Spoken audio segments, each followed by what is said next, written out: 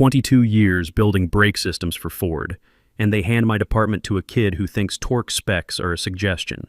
That's how I'd sum up what happened at Midwest Automotive Components last spring. My name's Greg Matthews, 48 years old, and I just watched the biggest manufacturing scandal in Detroit since the Takata airbag recalls. Except this one never made the news, because sometimes the right people know exactly how to bury the truth. Let me paint you a picture of what 22 years of loyalty gets you in corporate America today. I started at Mac in 2001, fresh out of my divorce, desperate for stability. Single dad with 2 kids and a mother who was already showing early signs of what we'd later learn was Alzheimer's. The plant was booming then, 3 shifts, overtime every weekend, and Ford contracts worth $800 million annually. I worked every position on that floor. Started on the line, moved to quality control, then inspection, then floor supervisor. By 2015, I was operations manager for the entire brake component division. I knew every machine, every safety protocol, every supplier specification by heart. When Ford's quality auditors showed up unannounced, they asked for me by name. But here's what nobody tells you about manufacturing in 2023. Experience doesn't matter anymore. What matters is who you know and whether you have the right letters after your name. Enter Kyle Jamison, 25 years old, MBA from Northwestern, and nephew to our CEO, Jack Jamison. Kyle walked into our plant last January wearing a suit that cost more than most of our guys make in a month. Fresh-faced, confident, talking about lean methodology and efficiency optimization like he'd invented the concepts. The plant manager introduced him as our new director of operations, a position that didn't exist the week before but somehow ranked above my 2 decades of earned authority.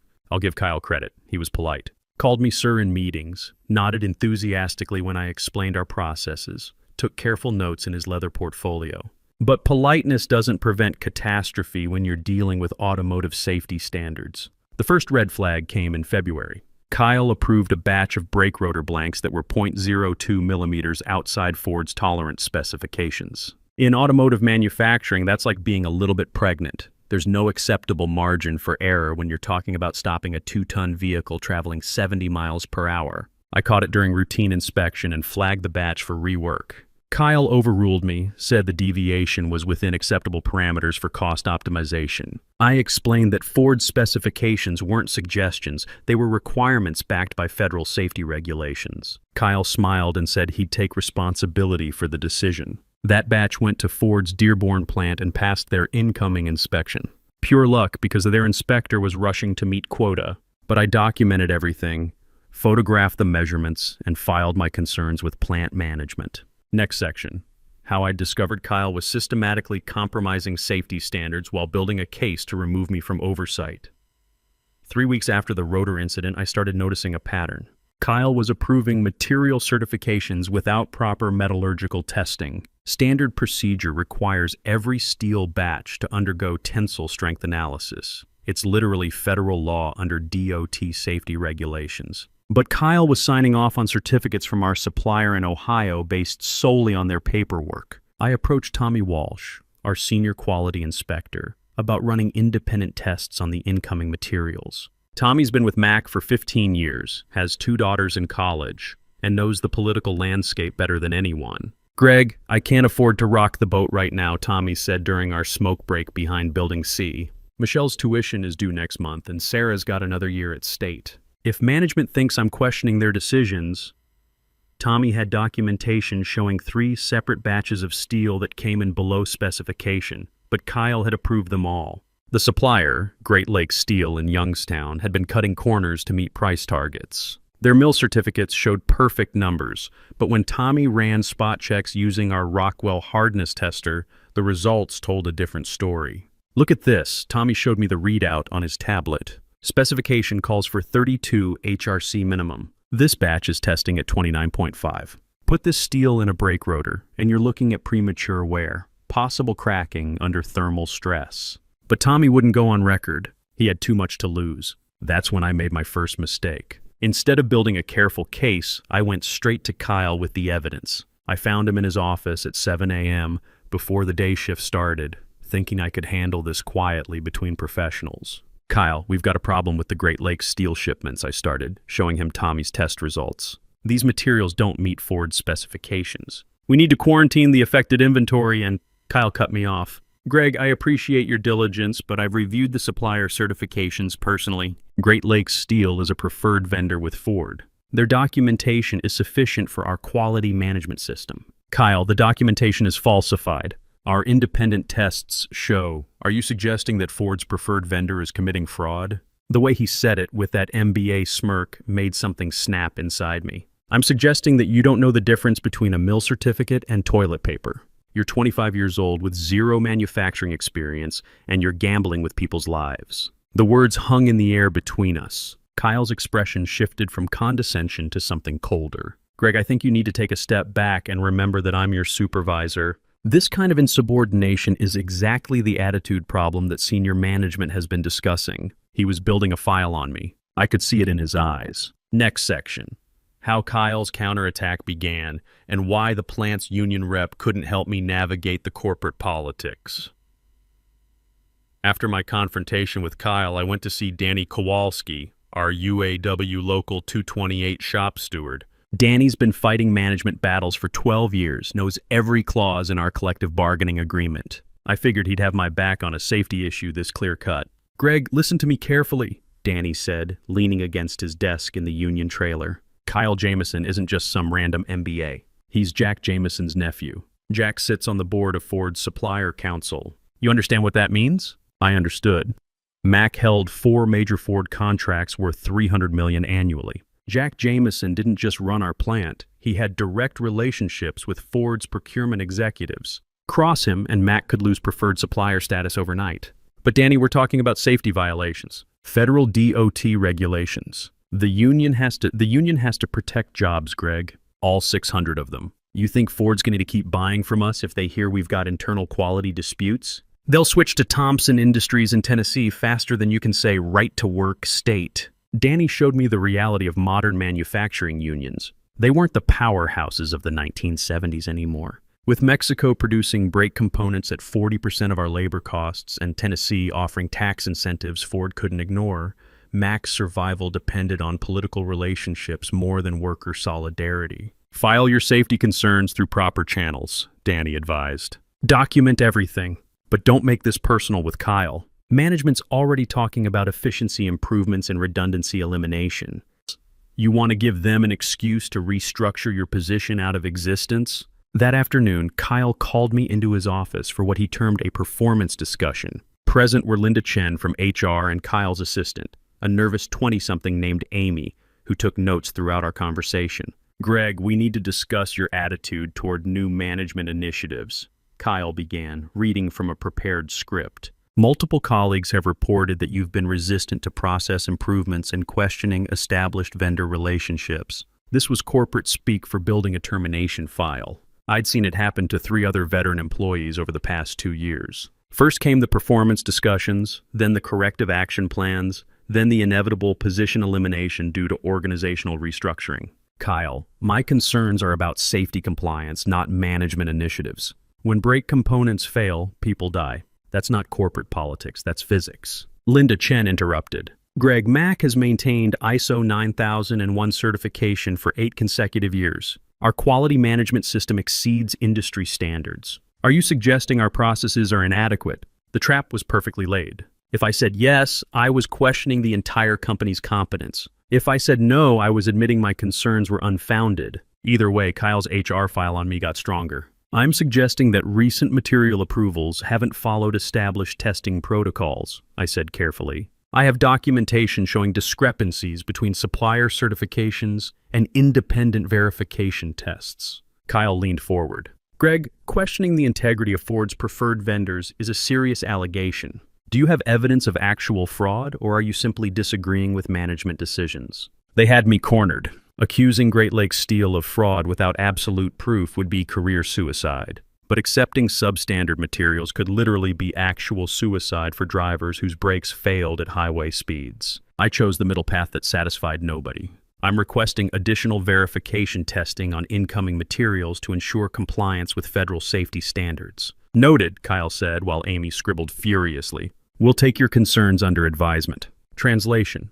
They'd ignore everything while documenting my disruptive behavior for future reference. Next section. how I discovered Kyle was systematically replacing safety inspectors with his own people, and why my mother's declining health became leverage against me. 2 weeks after my HR meeting, Kyle began what I can only describe as a systematic purge of anyone who might question his decisions. First to go was Rita Vasquez, our most experienced quality inspector with 18 years on the job. Kyle transferred her to third shift inventory management, claiming it was a lateral move to broaden her skill set. Rita came to me the day before her transfer. "Greg, they're replacing me with someone from Kyle's MBA program at Northwestern. Some kid named Jason who's never seen the inside of a manufacturing plant. He doesn't even know how to operate the coordinate measuring machine." The coordinate measuring machine, our CMM, was a $300,000 piece of German engineering that measured component dimensions to within 0.0001 inches. Operating it required months of training and years of experience to interpret results properly. Jason's qualifications consisted of a business degree and personal loyalty to Kyle. Next, Kyle moved Tom Bradley, our metallurgy specialist, to special projects that kept him away from incoming material inspection. Tom had been catching Great Lakes Steel's substandard materials, so removing him cleared Kyle's path to approve whatever came through the door. But Kyle's masterstroke was targeting my personal vulnerabilities. He scheduled mandatory weekend quality audits, knowing I couldn't attend because those were my days with Mom. Every Saturday and Sunday, I drove to Sunrise Manor to spend time with my mother, Dorothy, whose Alzheimer's was progressing faster than the doctors had predicted. Mom still recognized me most days, but her grip on recent memories was slipping. She'd ask about my ex-wife Sharon like we were still married, or wonder why my son Andy hadn't visited, forgetting he lived in Portland now. Those weekend hours were becoming precious, maybe the last coherent conversations we'd ever have. Kyle knew this. He'd asked about my family situation during our first meeting, feigning interest in work-life balance. Now he weaponized that information. "Greg, I understand you have personal commitments," Kyle said during another HR meeting, "but quality oversight requires consistent presence. Our Ford contract review is coming up, and we need full management participation in weekend audits." Linda from HR nodded sympathetically. "The company values work-life balance, Greg, but some positions require flexibility during critical periods. Can you adjust your personal schedule to accommodate these business requirements?" I was trapped. Refusing the weekend audits would be documented as failure to meet position requirements. But attending meant abandoning Mom during her most lucid hours when she still remembered my name and asked about my day at the plant. The breaking point came in March. I arrived at work Monday morning to find Jason, Kyle's inexperienced replacement inspector, had approved an entire shipment of brake pad friction materials without proper testing. The materials came from a new supplier in Mexico, Frenos del Norte, that wasn't even on Ford's approved vendor list. I pulled the batch for inspection and discovered the friction coefficient was 12% below specification. In brake pad terms, that meant stopping distances would increase by nearly 15 feet at 60 miles per hour. The difference between a fender bender and a fatality. I documented everything: photographs, test results, supplier certifications that didn't match the physical materials. Then I made my second critical mistake. Instead of following Kyle's chain of command, I went directly to Jack Jameson himself. Jack's corner office overlooked the plant floor through floor-to-ceiling windows. From his desk, he could watch 600 employees building the brake components that would eventually stop millions of vehicles across America. I thought that responsibility would matter to him. "Mr. Jameson, we have the serious safety issue with recently approved materials," I began, spreading my documentation across his mahogany desk. "These brake pad materials don't meet Ford specifications, and they came from an unapproved supplier." Jack studied the paperwork for maybe 30 seconds before looking up with the same expression I'd seen on Kyle's face: polite dismissal mixed with irritation. "Greg, I appreciate your attention to detail, but Kyle assures me he's implemented improved efficiency protocols. Are you questioning my nephew's competence?" The question hung in the air like a challenge. Answer wrong, and my 22-year career would end that afternoon. Next section: how my direct challenge to Jack Jameson backfired spectacularly, and why Ford's surprise audit became both my salvation and my downfall. "Greg, I hired Kyle specifically to modernize our operations and improve profitability," Jack said, straightening his tie. "If you can't adapt to new leadership styles, perhaps it's time to consider whether you're still the right fit for this organization." That was corporate speak for shut up or get out. I gathered my documentation and left Jack's office knowing I'd just painted a target on my back. Within 2 hours, Linda from HR called me for another performance discussion. But sometimes the universe has a sense of timing that no corporate politics can control. 3 days after my meeting with Jack, Ford's quality assurance team showed up for an unscheduled audit. Not the routine quarterly review we'd been preparing for, but a surprise deep dive inspection triggered by customer complaints about brake performance in their F-150 trucks. The audit team leader was Patricia Donnelly, a 30-year Ford veteran who'd seen every trick suppliers use to cut corners. She arrived Thursday morning with 2 metallurgy specialists and a quality systems auditor, armed with portable testing equipment and access to Ford's complaint database. We've received 14 customer reports of premature brake pad wear on F-150s manufactured between January and March, Patricia announced during the opening meeting. All vehicles contained brake pads sourced from MAC during that period. We're here to determine root cause. Kyle tried to charm his way through the audit, explaining his streamlined approval processes and vendor optimization initiatives. Patricia listened politely, then asked to see the actual test data for materials approved during his tenure. I watched Kyle's confidence evaporate when Patricia's metallurgy specialist ran independent tests on samples from our current inventory. The friction materials from Frenos del Norte, Kyle's unapproved Mexican supplier, failed every single specification test. This material exhibits 12% lower friction coefficient than specified, the specialist reported. Thermal stability testing shows degradation at temperatures 40 degrees below requirement. These brake pads would lose effectiveness under normal highway braking conditions. Patricia turned to Kyle with the expression of someone who'd caught a child lying about homework. Mr. Jameson, can you explain why MAC approved materials that don't meet Ford's safety specifications? Kyle stammered about cost optimization and vendor diversification, but Patricia cut him off. Cost optimization doesn't override safety requirements. Who authorized the use of this unapproved supplier? Kyle glanced at me, probably hoping I'd jump in and share responsibility. Instead, I handed Patricia my complete documentation file, photographs, test results, email communications, and my written objections to Kyle's decisions. I documented my concerns about these materials when they first arrived, I said. Mr. Jameson overruled my recommendations and approved them for production.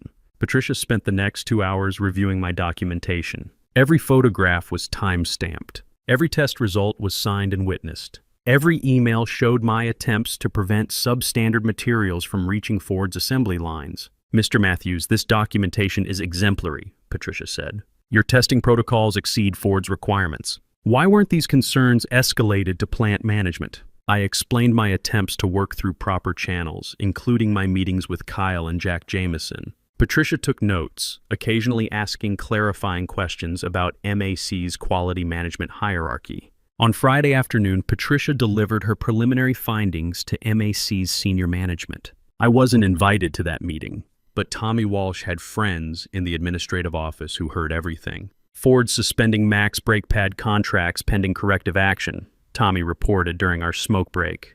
They want Kyle removed from any quality oversight role, and they want you to personally certify all brake-related materials going forward. But victory came with a price I hadn't anticipated. That same Friday, I got a call from Sunrise Manor. Mom had suffered what the nurses called a significant cognitive decline event. She'd gotten confused during lunch, become agitated when staff tried to help her, and spent 3 hours asking for her deceased husband. We think the stress of recent changes in her routine might have accelerated the progression, the head nurse explained. Has there been anything unusual in her family situation lately? I realized that my weekend absences, caused by Kyle's mandatory quality audits, had disrupted Mom's carefully maintained schedule. The familiar rhythm of our Saturday visits had been her anchor to reality. Without that consistency, her mind had drifted further into the fog of Alzheimer's. When I visited Mom that Saturday, she looked at me with polite confusion. "Excuse me, young man, but do I know you? Are you here to fix something?" The woman who'd raised me, who'd taught me the value of hard work and standing up for what's right, no longer recognized her own son. Next section. How Kyle's removal led to unexpected consequences, and why winning the battle nearly cost me everything that mattered. Kyle's removal from quality oversight became effective the following Monday. Ford's directive was clear. He could maintain his Director of Operations title, but all brake-related decisions had to go through me. Kyle's office suddenly felt smaller when he called me in for what he termed a collaborative discussion about moving forward. "Greg, I want to put our differences behind us," Kyle said. his Northwestern MBA confidence replaced by something closer to desperation. Ford's made their position clear, and I respect their quality standards. I'd like to learn from your experience. It should have felt like victory. Instead, sitting across from Kyle's mahogany desk, all I could think about was Mom asking if I was there to fix something. The woman who'd worked double shifts at Ford's Rouge plant to put me through community college no longer knew my face. Kyle, the learning curve for automotive quality standards isn't measured in weeks or months. It takes years to understand why these specifications exist. Every measurement, every test, every protocol was written in somebody's blood. Kyle nodded earnestly, but I could see the calculation behind his eyes. He was 25 years old with an MBA and family connections. Even if Ford had clipped his wings temporarily, he'd outlast me in corporate politics. Time was on his side. My son Andy called that evening while I was reviewing Ford's corrective action requirements. He'd heard about the audit through industry connections in Portland, where he worked as a project manager for Nike. Dad, Tommy Walsh's brother-in-law, told him you basically saved Ford from a massive recall. That's huge. Why do you sound so miserable? I explained about Mom's decline, how my weekend absences had accelerated her confusion. Andy was quiet for a long moment. Dad, you did the right thing. Grandma wouldn't want you to compromise safety standards because of her condition. She raised you better than that. Maybe Andy was right, but knowing Mom couldn't remember raising me made his reassurance feel hollow. I'd won a professional battle by sacrificing precious time with the woman who'd taught me to fight for what's right. The next month brought mixed developments. Ford reinstated MAC's brake pad contracts with enhanced oversight requirements. I personally had to sign off on every material certification, every supplier approval, every process change. My signature became the final authority on components that would stop millions of vehicles. But the corporate machinery was already working to minimize my influence. Jack Jameson hired 2 additional quality engineers, both recent graduates from Kyle's Northwestern network. They reported to Kyle, not to me, creating a parallel quality organization that could eventually bypass my oversight. Tommy Walsh saw it coming. Greg, they're building your replacement team. Give it 6 months, and they'll have enough Northwestern MBAs to convince Ford you're no longer essential. The irony wasn't lost on me. I'd fought so hard to maintain quality standards that I'd made myself a target for elimination. Corporate America doesn't reward whistleblowers. It tolerates them temporarily while planning their removal. Patricia Donnelly from Ford called me directly in May with an offer I hadn't expected. Greg, we've been impressed with your documentation and technical knowledge. Ford is expanding our supplier quality team. Would you consider joining us as a senior quality engineer? The offer was attractive. 20% salary increase, better benefits, and direct employment with Ford instead of a supplier relationship that could be terminated at any time. But taking the job would mean admitting defeat at MAC, abandoning 22 years of institutional knowledge to Kyle's inexperienced leadership. Patricia, I appreciate the offer, but MAC has 600 employees depending on Ford contracts. If I leave now, Kyle's going to approve whatever materials maximize profit margins. People are going to get hurt. Greg, you can't single-handedly hold up quality standards at every Ford supplier. Eventually, you have to trust the system to work without you. That conversation haunted me for weeks. Was I staying at Mac out of genuine concern for safety, or was I just too stubborn to admit when I'd been beaten? The line between principle and pride isn't always clear when you're standing on it. Next section. The final confrontation with Jack Jameson, and how sometimes winning means knowing when to walk away. The decision came down to a conversation with Jack Jameson in June. He called me into his office on a Friday afternoon when most of the plant had already gone home for the weekend. The timing wasn't coincidental. Jack wanted privacy for what he was about to propose. Greg, you've made your point about quality standards, Jack began, pouring himself bourbon from the bottle he kept in his desk drawer. Ford's happy, the audit findings are resolved, and Mac's contracts are secure. But we need to discuss your future here. He offered me a drink, which I declined. I'd learned that accepting hospitality from management was often the first step toward accepting compromise. The board has approved a promotion for you. Director of Quality Assurance with a 15% salary increase. Kyle would report to you on all quality matters, and you'd have final authority over supplier approvals. It sounded like everything I'd fought for, but Jack's next words revealed the catch. In return, we need your commitment to work collaboratively with Kyle's operational improvements. The Northwestern quality engineers he's hired bring fresh perspectives on efficiency optimization. We can't have you blocking every initiative that doesn't match traditional methods. Translation: take the promotion and title, but let Kyle's people gradually erode the standards I'd spent months defending.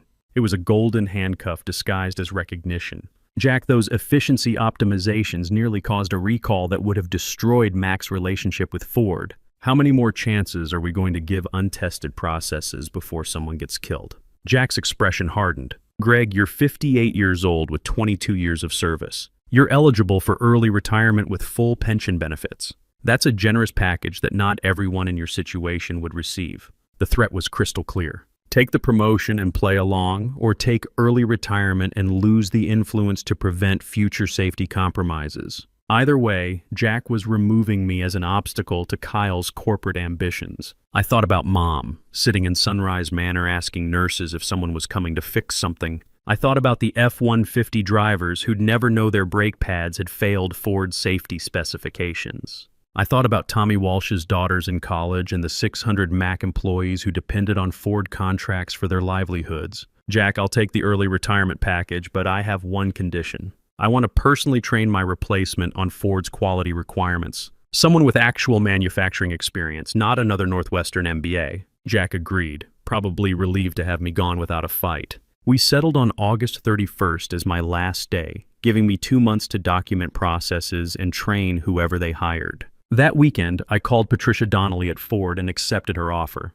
Starting September 5th, I'd be a senior quality engineer with Ford's supplier quality team, earning 20% more than my max salary and working directly for the company whose standards I'd spent my career defending. The irony was perfect. After 22 years of fighting to maintain Ford's requirements at Mac, I'd finally be working for Ford itself, with authority to audit suppliers like my former employer. Tommy Walsh threw me a retirement party at Murphy's Bar on Jefferson Avenue.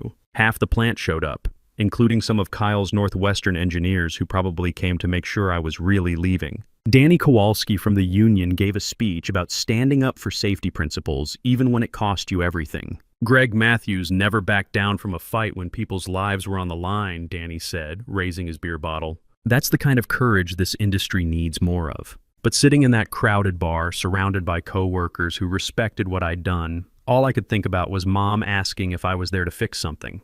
I'd fixed Mac's quality problems and Ford's brake pad specifications, but I couldn't fix the one thing that mattered most. Kyle approached me during the party, extending his hand with what looked like genuine respect. Greg, I learned more about manufacturing in 6 months working with you than I did in 2 years of business school. I hope there are no hard feelings about how things ended. I shook his hand because holding grudges doesn't change the past. Kyle, you've got good instincts, but this industry doesn't forgive mistakes. Every shortcut you take, every test you skip, every specification you bend, eventually it all comes back to haunt you.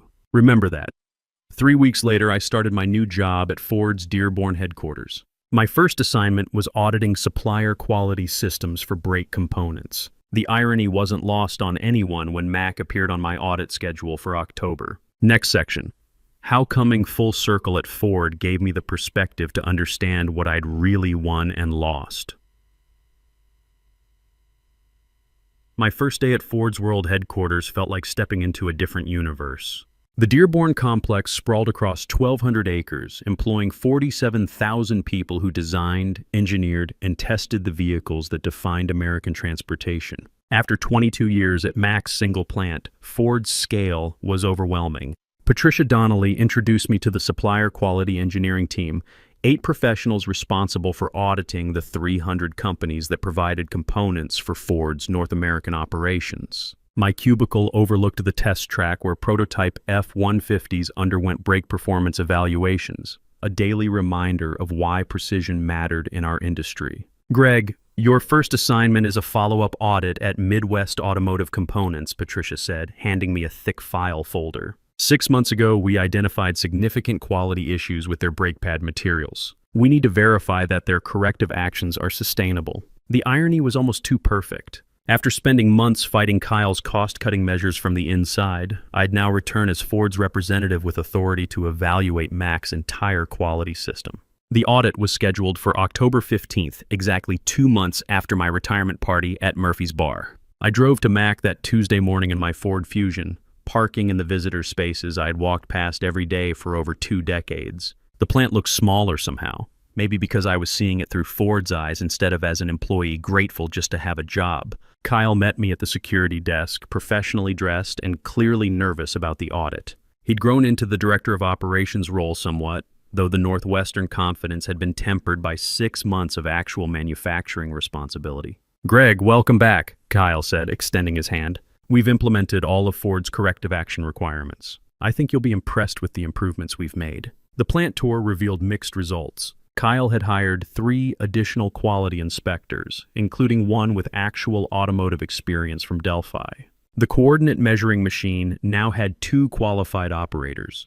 Instead of relying on Jason's inadequate training, material testing protocols had been formalized and documented according to Ford specifications. But I also noticed concerning trends. Great Lakes Steel was still MAC's primary supplier, though Kyle assured me they'd improved their quality control processes. The Mexican supplier, Frenos del Norte, had been replaced with a vendor from Vietnam that offered even lower prices. Cost pressure remained the driving force behind most decisions. Tommy Walsh showed me the updated quality procedures during lunch in the plant cafeteria. "Greg, Kyle's trying to do the right thing, but Jack Jameson is still pushing for cost reductions. Every month there's pressure to find cheaper suppliers, faster processes, more efficient methods. What about the Northwestern quality engineers Kyle hired? They mean well, but they don't understand why these specifications exist." Last week, one of them suggested we could reduce testing frequency because our supplier certifications are statistically reliable.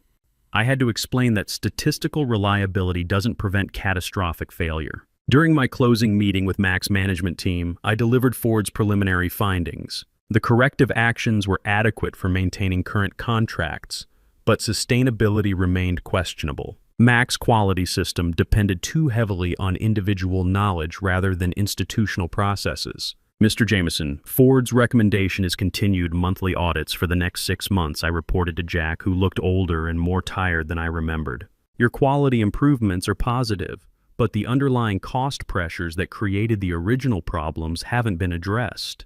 Jack nodded grimly. "Greg, I appreciate Ford's patience with our learning curve. Kyle and his team are committed to maintaining the highest standards." After the meeting, I visited Mom at Sunrise Manor. The Alzheimer's had progressed significantly since my retirement. She spent most days staring out her window, occasionally asking about people from her childhood who died decades ago. The nurses said she rarely spoke anymore, lost in memories that grew dimmer each day. "Hi, Mom," I said, settling into the chair beside her bed. "It's Greg, your son." She turned toward my voice with polite confusion. "That's a nice name. My son was named Greg, too. He worked at the car factory, just like his father did." For a moment, her eyes cleared slightly. "Are you sure we haven't met before? You seem familiar somehow." I held her hand and told her about my new job at Ford, about the plant where she'd worked 30 years ago, about the importance of building things that kept people safe. She listened quietly, sometimes nodding, sometimes drifting back into her private world of faded memories.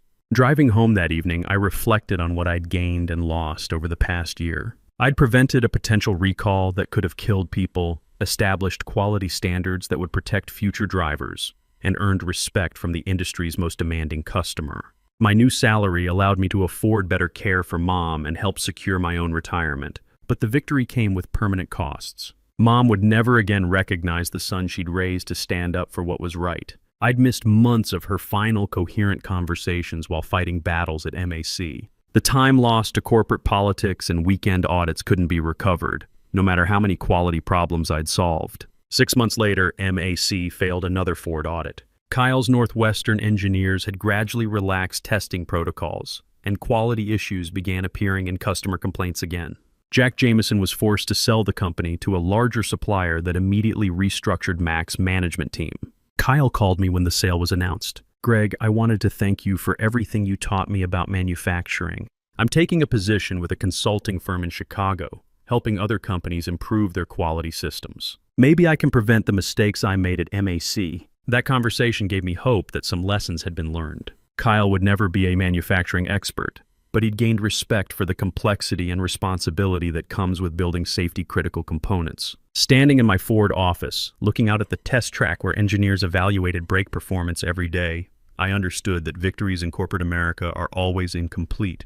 You can fix systems, change processes, and prevent disasters, but you can't recover the personal costs of fighting those battles. My name is Greg Matthews. I spent 22 years learning that experience matters, quality can't be compromised, and standing up for what's right always comes with a price. Sometimes that price is worth paying, even when it costs you everything else that matters.